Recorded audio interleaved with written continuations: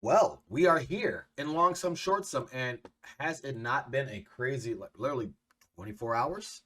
Now that I reloaded that, as expected, things are running and running and running. I know Luna has really popped off um, or dropped off and tried to rebound off a $74 target. So let's jump in because Bitcoin right now, guys, is under $40,000. And if this is your first time looking at long sum, short sum, my name is Christian Israel. And we do this every single morning, Monday through Friday, 9 a.m. to 10 a.m. Like I just said on the previous live stream that we are currently on, which is called Christ in Crypto in the Morning. This is the first section. Long sum, short sum will be uploaded later. We're going to discuss Bitcoin, XRP, Ethereum, Litecoin, and that's it. XRP, Bitcoin, Ethereum. Yep, that's it. Those five. And I was going to possibly look at Phantom FTX. That's why I was thinking about it. But in the meantime, let's jump in. Bitcoin is sitting under $40,000 right now, guys. Sitting at $39,380, under 40K as expected, down 7% over the last 7 days. Really, most of that has happened in the last 4 days. Ethereum back under 3,000, where a lot of people are worried. We spoke about this on Long Sum Short Sum on Friday about these $40,000 and $3,000 levels for Ethereum. BNB still holding strong above $400. You got XRP sitting at 74.5, trying to hold 70.5 cents, 73.5 cents, trying to get 2 days above 75 cents. We have yet to do that. Solana sitting under 100 at 98.34. Terra Luna at 83.94. Cardano sitting at 90 cents. Avalanche sitting at 74.57. Polkadot in the number 9 spot. It's $17.62. That's DOT. And last but not least, in the number 10 spot, holding it strong, is Doge at 13.6 cents. So, without further ado, let's go ahead, guys, and jump on into these charts. And let me go to the big screen because you don't need to see my face whatsoever when I do this. So, let's get it. Okay, so we're here. This is Bitcoin, guys. This is the chart as expected that's been playing out since last Wednesday. If you get a chance, go to the long sum, short sum on YouTube. Replay that from Wednesday. You'll see that this is the call that was made. Took some time to play out. We wanted to watch, especially because it just rejected off the 200. But here we do fibs and pivot points and Elliott wave as our main focuses. We have the other indicators as well. But let me break out my arrow for you, and I won't make this too long. But overall, this was our target of watching 38,900. We knew that this would be the bottom target, at least. It could break down a little lower, but it did. So it waited for the weekly to finish, as you see here. Literally what it did through the weekly, over the weekend, and it just, there's the 15th, which is Thursday, and then into Friday, and into Saturday, and then yesterday was Sunday. The 17th, and then at 7 o'clock. Was that 5 o'clock it started? Yeah, at 5 o'clock it started. Okay, 4 o'clock, sorry, 4 o'clock it started. We had our first breakdown, boom, all the way down to, and it held till 7, until the weekly close. It gave us a little bullish pendant, which is really not bullish to me at all. It's actually called a rising wedge, and I'll draw that for you real quick. Just so you can see that little 5 hours of rising wedge action there, right there. And then it continued its down move to finish our target box. And now we're sitting up above the pivot and we're waiting to see what happens here. And now I'm in the context that I'm not bullish on Bitcoin whatsoever. And it's making me very, very, what's the word? I want to make sure, let's do this. I want to make sure, guys, that Bitcoin is semi-stable because as it ranges, as Bitcoin continues to range, the altcoins will continue to get murdered. But at the same time, when we're expecting a bounce off those altcoins as Bitcoin hits lower levels. So you got the push down of more violent moves followed by bounce. We have not seen the violent bounce up out of there yet. So we're not quite ready. So I am waiting and waiting as long as we can. I might try to see if we can catch another short. I don't like weekend trading. Weekend trading is very dangerous in a lack of liquidity pool because it's just wicks all over the place. But now that we have actually come down and touched almost to 38.1, we have not yet. That's the 2.414. I am still expecting this to touch, at least touch. I'm not saying down to 30K, but at least touch and then give us a little retracement. If we don't get a retracement above 42,000, we are coming to come down and touch the next level of 34,500, which will also back test this wick here, but we will not come back down to 32. So still some things we are working itself out. I will not be surprised as we now have our target, guys, and I'm going to box this for you right now, right here, in the flesh, in person. That little target right there, see that back test breakout? Look where we are. Very similar to what just happened over the weekend, targeting in that same section. So, guys, to let you know, 29,000 is on the table for Bitcoin. I do not like that whatsoever. If you're an altcoin hodler, you probably won't like that. But out of this bounce here, we should see something. But you see this? There's not a lot of volume on this 4 hour. So you just got this massive sell-off here, which told us this is the trend change. That volume indicated a trend change. And now we're working our way down. Again, this is the level that needs to hold, 38.5. And as I've been saying it, or we're going to go down another level. So 30,000 is on the table officially for Bitcoin. And this is your back test right there. This is where we're looking at officially. So I'll get my buys ready for 30,000. A little margin trade there and see if that can go. And speaking of finished product, Ethereum finished its full move from April 5th. Like, this has been a long move, guys. April 5th is where we started right here, saying that it's going to reject the $3,600 mark and to look for a 5-way move or an ABC down to 2,900, if not 2,600, right? So we discussed on this show these two levels, bang and bang, to range. If we broke through those levels, that this red line right here would be our next test. Now, I'm still not saying that's for sure. Here's why. Because you guys know when we break under a 0.5, then we test under the 0. The 0 here, which is the starting point, our 0 percentage, is $2,293, okay? I'm not sold on that yet. I'm not happy with Bitcoin, but if Bitcoin goes down, these are levels that we will be looking at. And when we break 50 cent, the 0.5, which is $2,854, we will test at least a $100 drop down. If that breaks lower than that $100 test here, guys, which is the 0.414, we got a bunch of confluence here, bunch of 0.5s here, okay?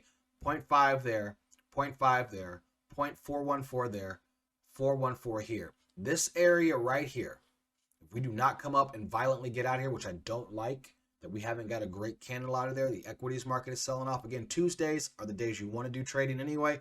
Mondays are dangerous because you don't really get a good direction. It's kind of a fake out direction on Monday. So Tuesdays is when you want to enter this trade after the close to see what happens. We are not quite on support yet, even though it technically is support, but I'm going to call it, what do you say? What's the word I'm looking for? Fib support. So we're on fib support, but 3,000 is a nice even number, but we're sitting under it right now. So I'm going to just take all that crap off and let you just look at the chart real quick. And this is your chart. So you can see here, at least down to, you see this gap area that came down and filled, but now we have all this space in here. And everything likes to fill. So 2,000 was on the bubble. We don't want to see that, but this chart is just looking very ugly right now, to be honest with you. Like, it's not looking good. So there'll be some targets. We're going to wait it out. Mondays are very dangerous days to trade. Sunday's normally a short day. Monday is a wait day. Tuesday is a long day. So we're going to see if that works out or not over the next 12 hours until after the close this afternoon or this evening. So that's ETH. Let's go into XRP. XRP had its volatile breakdown to the 702. Let me get off of that and go to the 4 hour. Okay. Open this up. Oh, wonderful. Now, we also expected XRP to finish this move, and it did finish this move. 5-way move here. 1, 2, 3, 4 long. 1, 2, 3, 4, 5 waves down to 68 cents on April 11th. And it's been grinding its way up ever since. And it's back testing right now a nice little spot that we are looking at. Now, what's weird for me is that I actually have that here when this should be here. So let's see if this finished this move. Almost. This is where this should be. For now. I just want to see what that looks like. Okay, nope. So you see this bottom here? There's your top, bottom. I'm going to take a little more measured movement. I just want to test. I didn't look at this morning quite right. All right, now we're here. Oh, that looks much better. Yep, see how all that lines up better. Let me transition this over so you can see it. Okay, so let's get on the arrows. So this is a 0.5 from a larger move where the 0 is 68 cents, and I think it's 92. Yeah, 91.2 is your 1-to-1, meaning the targets, if this breaks and holds above 50 cents, your target for this move will be 170 before pullback to 124. So 124 to 170 is a short-term move, but once we get up there, we could be consolidating. And if we continue to consolidate that area, it'll be flagging. So that's what we're looking at. We're just at points where Bitcoin's going to range. XRP did what's as expected over the weekend. Like everything else, it broke down under the channels. Now it's back testing these channels right here. Bink. And sitting above the pivot as of now, above the pivot. So let me go on the 15-minute to see where exactly we're sitting. Okay. Now we got a little more clarity here. So we rejected off that pivot. It says a target, guys, is still sitting at 70.5 cents. And I would not be surprised. That is actually what I'm looking for in Bitcoin or XRP specifically. Another 70-cent flat test. And that should possibly be the one. I'm looking for the back tests as this ramps up. Again, that is what?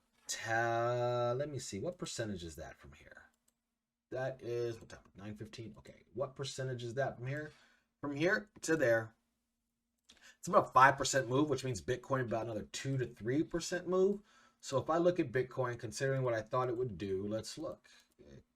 Price range. We're saying we're looking at possibly either, what was the next one? Down to here. Let's see. What does that move? Oh, look at that.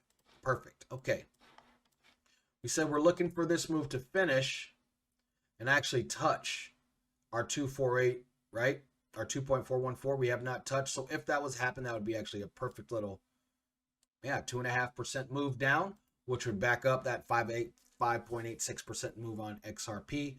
So it's a possibility. We can see how this plays out over the next 24 hours. My concern here is equity markets look like trash. Equity markets are trash right now, but that's kind of what they want. Push down, push down, push down. Whenever we have someone to long these long positions, there's got to be a seller, right? So there are still sellers at every market. Right now, I know a lot of people are like, as soon as XRP gets to $1.25, I'm selling it. I'm going to tell you, that's going to be probably the stupidest mistake you're ever going to make, because once we break up above those levels again, which we are looking very formal, like if we consolidate in that level, we won't be going down. The question is, will Bitcoin allow us to get over that? And that's why I believe over the next 90 days with this SEC trial going on, or SEC court case going on, and all the things, that's what's holding us down. And the whole crypto market is waiting on XRP.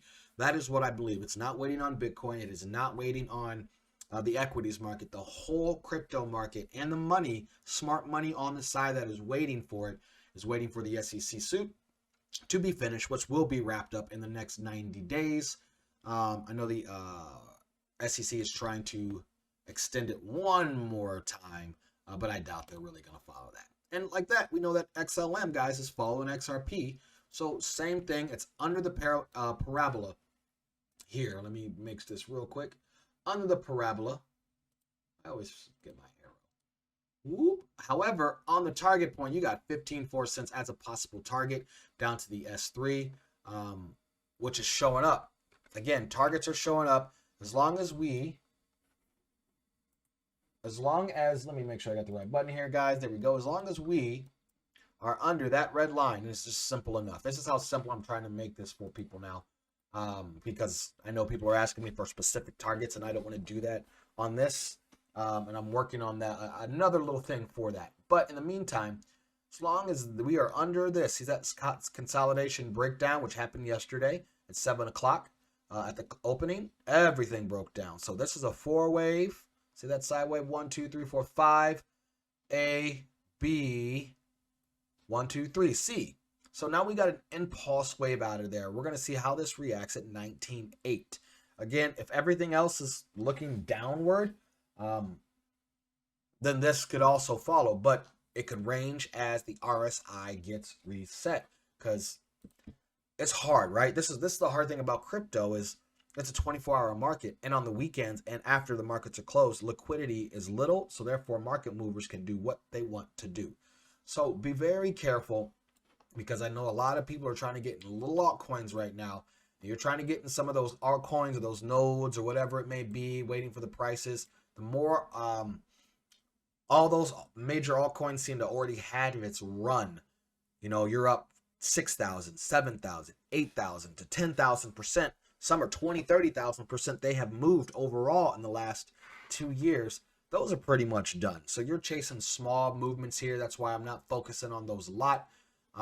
Whether it be you think 5 years down the road it's got tech, I'm focused right now on these moves that have not happened yet. Those are XLM, Litecoin, XRP, EOS, Zcash. Some of those like that have not moved yet, and that's what we're looking at. So XLM kind of fired off of that dump, which is what we want to see. Litecoin is still holding. I told you guys 102 to 103 would be a great area to get into, and that is no different than right now as well, because this is the area I said we would back test and hopefully get into the 103 area right here, and it has. So far we've worked its way up to the 3702, and now we've back tested 702. I would not be surprised to get one more test of 103. Okay, you see how this broke up right here, and we don't have any back testing going on in this area. Let me make sure this chart is right first before I start to really get into it. Let's make sure this chart is right. Oh, look, there's our wave, absolute wave. It just told me that there's wave 1. Let's zoom in. Boom. Okay, so the absolute wave kicked in 1, 2, 3, 4, 5. Now we're gonna have 1, 2, 3, 4, 5. Looks like 1, 2, 3, 4, 5, 1. Yeah, we could have an A, B, C. 1, 2, 3, 4, 5. Okay, so we could be looking at a back test depending on this RSI right here. It's coming up to test that momentum. Normally we get a rejection. Looks like it might be around 107 that happens, which we're sitting at right now. This still looks very possible to roll over and finish it. You have 105, right? You got some good 105 to 104. We don't want it to break back below that area, because if it does break back below that area, we are going down. And if that's going down there, we're looking at down everywhere else as well. So that's what we're seeing in Litecoin. Small, one more back test across the board for everything as a possibility. RSI is low, so we're looking at firing off. That's what we want to see. We just don't have a lot of volume coming in. Without the volume coming in, we can't scream reversal. We cannot scream reversal yet. We have to follow the trend until we get volume candles coming in. So you see here, there's our volume candles. We don't have, when we zoom in, we don't have a lot. Okay, we don't have big volume candles. See that? Very small. Even if I come in on the 10-minute, right? On that, you see that sell candle here? Let me get you an arrow. See that sell candle right here? That came off of that, and there's a buy candle right there. You see that nice long green? We want to see that here. We get a green reversal candle here. That's what we'll be looking for, guys. But in the meantime, that's what I see here in these charts for Litecoin, XLM, XRP, Ethereum, last but not least, Bitcoin, guys. We're waiting on Bitcoin. It's sitting there, sitting that support, looking for a back test of $40,150. I am going to look to short that area right in here, hopefully later today or tonight. I'm just not strong on Bitcoin. And if I get popped there, I get popped as a stop loss, because I'm definitely looking at shorting this area right here, 40,500, one more time on the back test and bring it on down. In the meantime, guys, if you guys are tuned into Long Sum Short Sum every single day, we're here 9 a.m. to 10 a.m.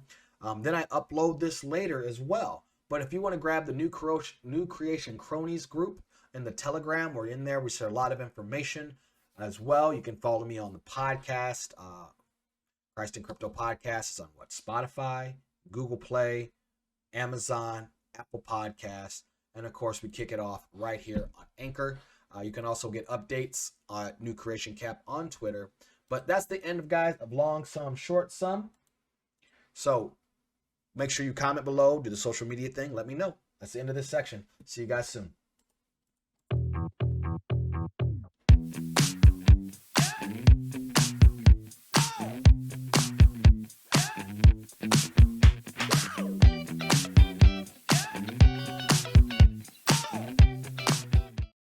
Hey guys, thanks for watching. Please make sure you like, subscribe, share this video, subscribe to this channel, and do the thing that people do on social media. At Twitter, at TikTok, New Creation Capital. Let us know, guys. Thanks so much. I hope you guys have a great day. Later, guys.